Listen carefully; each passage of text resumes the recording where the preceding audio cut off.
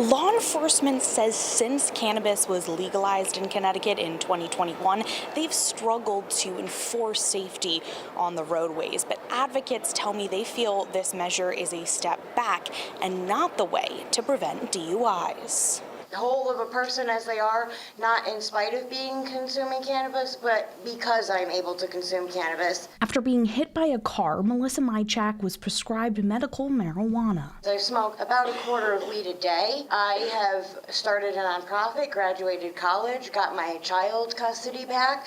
I have started a recovery organization. Monday, she spoke out against a new bill to change the rules for police detecting cannabis use behind the wheel. This is being looked at as alcohol, and it's not alcohol, it's medicine. The bill would allow officers to pull someone over if they observe both suspected cannabis consumption and detect the odor of burnt cannabis. But Mychak and other advocates like Evelise Correa worry this is too subjective. Smells can be misinterpreted, things can be confused for each other, and also cannabis odor sticks around. You do not need to pull someone over for a joint to witness impairment. In fact, you don't need to witness a cell phone or a beer can.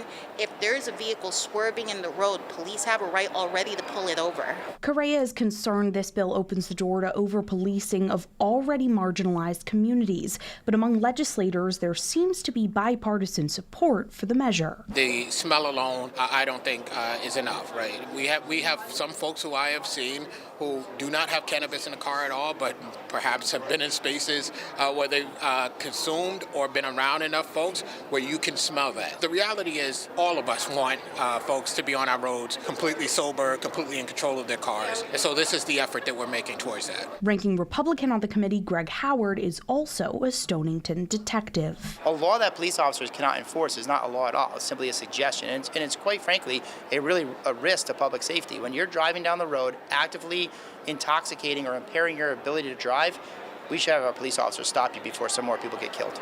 Lawmakers on the Judiciary Committee have just through next week until Friday, April 11th to decide whether or not to advance this proposal.